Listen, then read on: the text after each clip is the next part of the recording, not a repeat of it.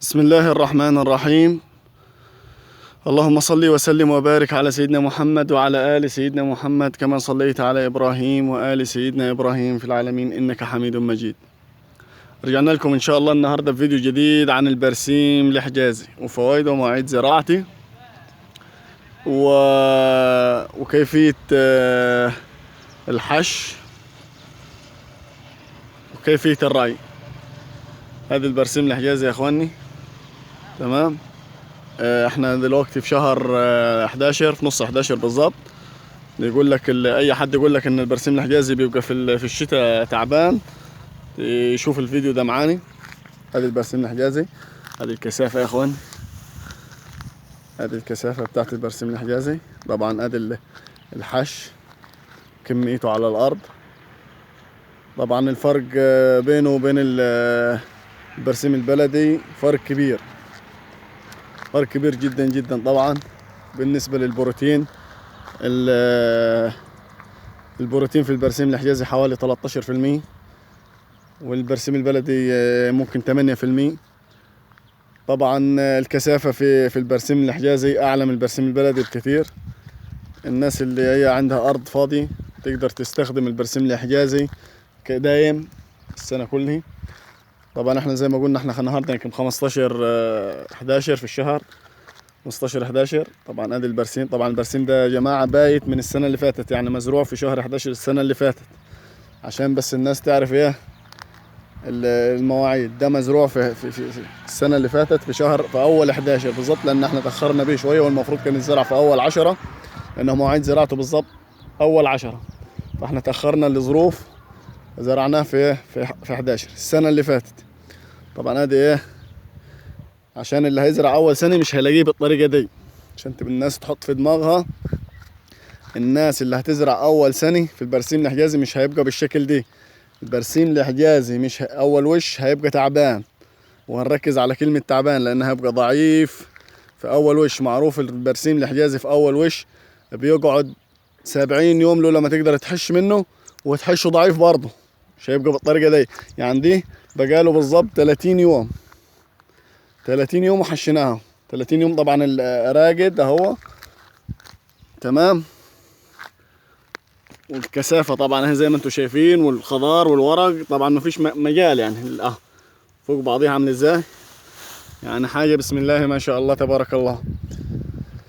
طبعا زي ما قلني اول وش مش هيديك، وتاني وش مش يعني هيبقى اضعف، هيبقى ضعيف شويه. لكن البرسيم الحجازي هيبدا يديك من امتى؟ هيبدا يديك من اول شهر 3 او من نص 3، تبدا تاخد منه برسيم طول السنه، وفي الصيف هتاخد منه اكتر. تمام. في الصيف هيديك انتاجيه اعلى. تمام. في الشتاء عاد هيبدا يزيد الورق، ونسبه الخضار بتزيد، ويبدا العود يتنفخ، يبقى اغلظ من الصيف، لانه في الصيف يبقى رفيع وناشف، نسبه الماء فيه بتبقى قليله، بس بيكبر اسرع، لانه في الصيف يتحش على 25 يوم، او احيانا ممكن نحش على 20 يوم. لو مستعجل عليه نحش على 20 يوم، مستعجلش عليه تحش على 25 يوم.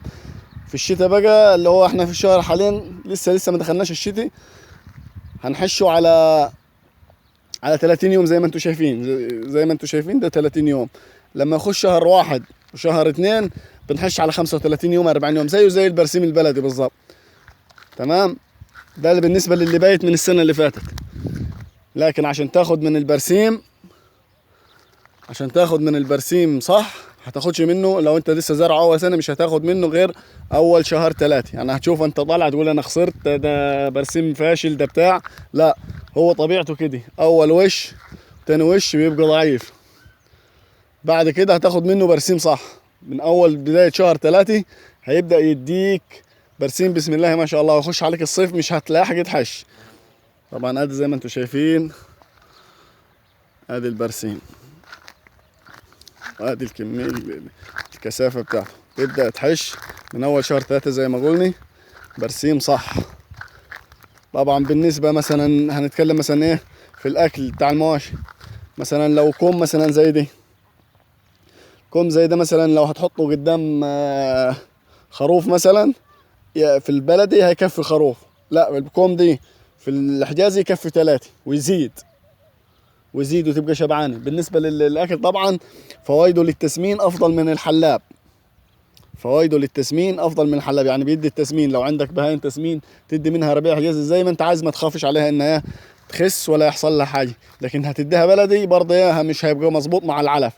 لكن البرسيم الحجازي يدي زي ما انت عايز. طبعا ما فيش منه اسهالات، ما فيش منه كتمي، ما فيش منه انتفاخات. طبعا ده حاجه ايه ممتازه. يعني تدي زي ما تدي في كميه البرسيم الحجازي، ما تخافش لا من اسهال ولا من كتمي ولا من انتفاخات. تمام. يعني ياكل على قد ما ياكل بهيم، ما تخافش من اي حاجه. ادي بالنسبه ايه الكميه اللي احنا ايه نحاول نوضح لكم الصوره اكتر. طبعا بالنسبه ايه للبرسيم الحجازي، بصراحه انا جربته بقالي 3 سنين. فيه جزء زرعه من 2 برضه، والجزء ده زرعه من سنه. زرعناها على مرتين. حاجه بسم الله ما شاء الله زي ما انتم شايفين.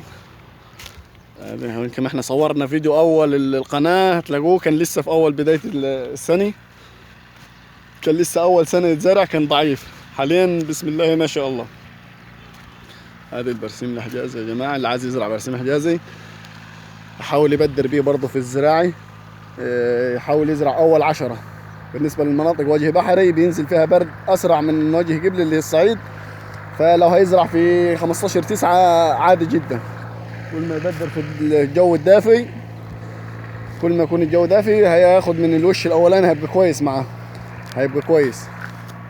طبعا هذا زي ما انتم شايفين برسيم عامل ازاي، بسم الله ما شاء الله. هذا طبعا بالنسبه للتسميد ولا شيء، ما تفكرش في التسميد.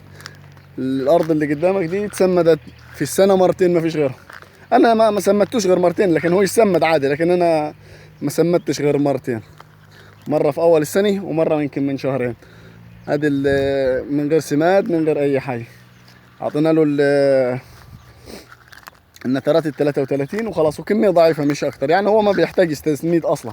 هو اهم حاجه المي، كل مثلا في الصيف على 10 ايام تسقيه او 12 يوم بالكثير، وفي الشتاء 15 17 يوم ما يهمش. وهو يتحمل العطش عادي جدا، بس كل ما يبقى رويان مي بيديك انتاجيه عاليه.